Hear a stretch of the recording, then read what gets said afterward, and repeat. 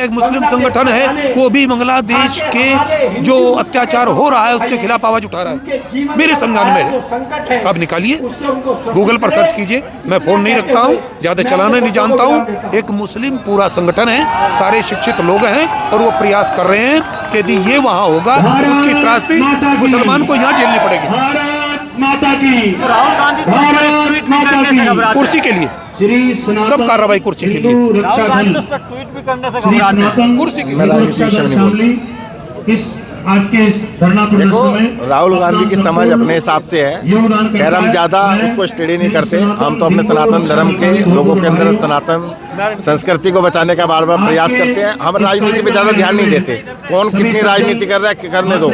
में जिस तरीके से हिंदू समाज पर अत्याचार किया जा रहा है उसको लेकर यहाँ पर संघ और आरएसएस के कुछ कार्यकर्ताओं ने जो है विरोध प्रदर्शन जताया है। जी, आज जो यहाँ पर आप पहुँचे, किस तरफ से आपको जो है जो विरोध प्रदर्शन करना पड़ा? ऐसा हम संतों ने मिलकर यहाँ पे सभी सर्व हिंदू समाज को एकत्रित किया।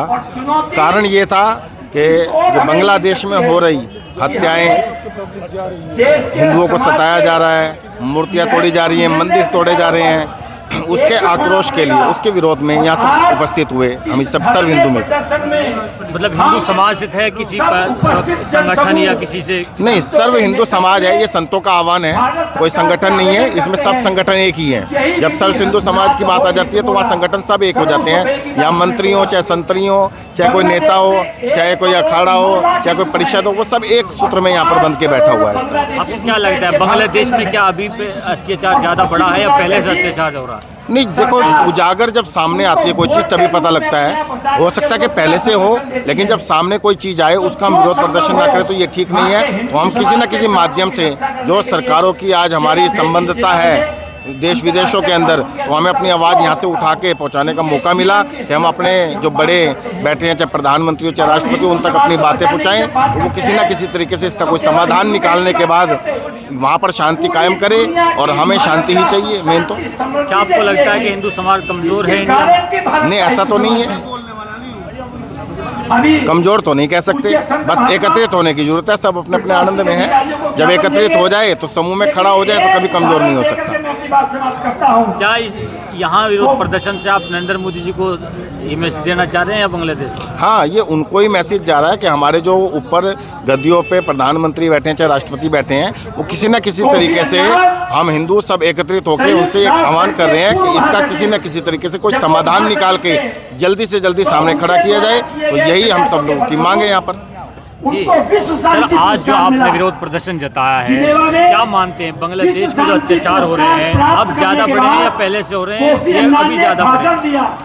जहाँ तक बांग्लादेश का और भारत देश का प्रश्न है, वो तो अंतर्राष्ट्रीय कानून के साथ चलता है। जैसे जैसे अंतर्राष्ट्रीय नीति होती है, हमारी आवाज़ तो अपने देश के रक्षा मंत्री हैं, अपने प्रधानमंत्री वहाँ तक जानी चाहिए, और आगे वो निर्णय लें कि अपने भारतवासियों के जो अंगभूत घटक हैं, यानी हिंदू समाज के जो अंगभूत घटक हैं बांग्लादेशी अल्पसंख्यक लोग, उनकी रक्षा किस प्रकार हो, वो तो उन्हें करना है। हमारी तो आवाज़ है, हमारी पीड़ा है, हम अपनी पीड़ा व्यक्त कर रहे हैं, और पीड़ा देश की पीड़ा अपने राष्ट्राध्यक्ष से जाए, राष्ट्राध्यक्ष कैसे उसको करें, हर तरीके से, तो व्यापार का हो, टेक्नोलॉजी का हो, शिक्षा को, कैसा भी समर्थन हो, पशुपालन विभाग का हो, बहुत सारी चीजें हैं, कृषि का संबंध रहा हो, वो सभी।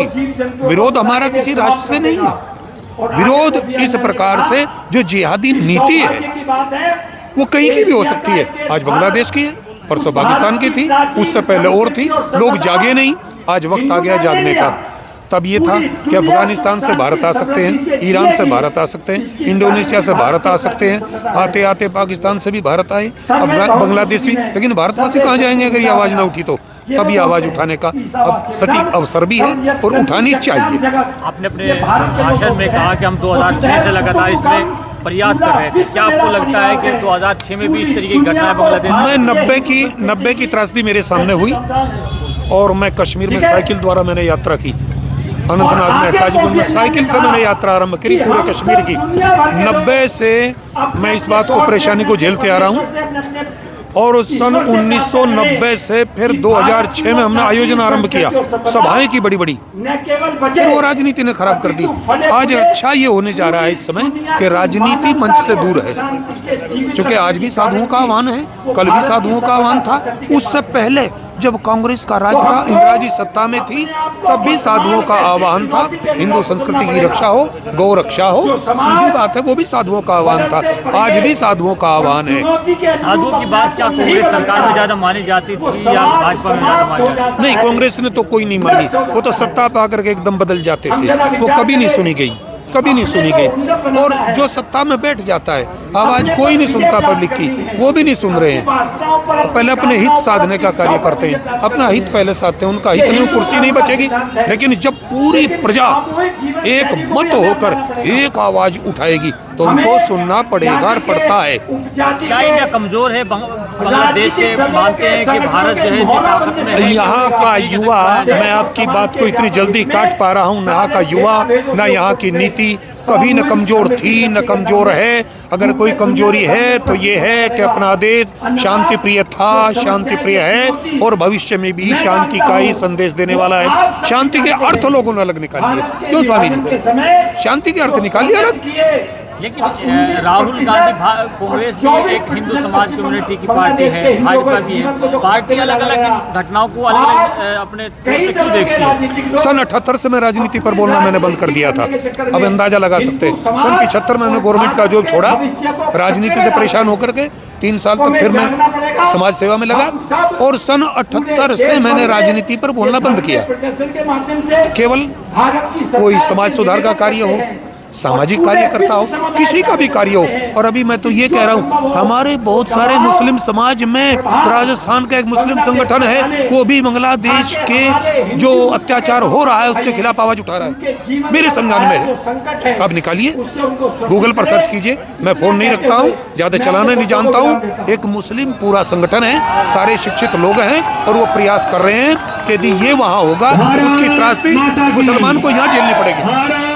माता की, राहुल गांधी भारत माता की, कुर्सी के लिए, श्री सनातन सब कार्रवाई कुर्सी के लिए, हिंदू रक्षा दल, ट्वीट भी करने से श्री घबराते हैं। सनातन कुर्सी की हिंदू रक्षा दल शामली इस आज के इस धरना प्रदर्शन में राहुल गांधी की समझ अपने हिसाब से है, खैर हम ज़्यादा उसको स्टडी नहीं करते। हम तो अपने सनातन धर्म के लोगों के अंदर सनातन संस्कृति को बचाने का बार बार प्रयास करते हैं। हम राजनीति पे ज़्यादा ध्यान नहीं देते, कौन कितनी राजनीति कर रहा है करने दो, हम अपना धर्म की बात कहेंगे, वो अपनी बात कहेंगे।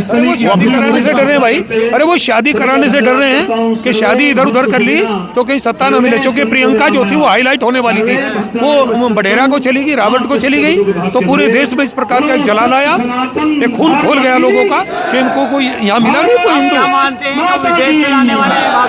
हाँ, पक्का यही इनका सब धंधा है, इसीलिए वो तो अपनी शादी से डरे। इसमें क्या ट्वीट करेंगे वो तो करते ही नहीं। कुर्सी चाहिए, अब कुर्सी मिल जाए किसी तरीके से, जहाँ जाएंगे देश की बुराई करेंगे तो हाईलाइट होता है। हमेशा नेगेटिव सोच का व्यक्ति, नेगेटिव बात करने वाला व्यक्ति लाइट में आता है, अब वो लाइट में है। हालांकि राजनीति मेरा कोई धंधा नहीं है, राजनीति मेरा कोई उद्देश्य नहीं है, राजनीति पर बोलना मेरा कर्तव्य भी नहीं है। लेकिन ये पक्के आपने प्रश्न उठाई दिया तो सीधी बात है कि वो तो शादी तक नहीं कर पाए, बुढ़ापा आ गया है, बाल सफ़ेद हो गए हैं, तो वो ट्वीट क्यों करें? बांग्लादेश से लाना चाह रहे हैं। हाँ, तो वो उनकी अपनी सोच ही ऐसी है। आज का विषय जो है हमारा किसी राजनीतिक या किसी राजनीतिक बल के बंदे को नहीं छेड़ना। हमारा एक विषय ये है कि हम अपनी पीड़ा को यहाँ जाहिर करने के लिए खड़े हुए हैं। पीड़ा क्या है वो आप सबको पता है, पीछे कार्ड भी लगा हुआ है, ठीक है ना।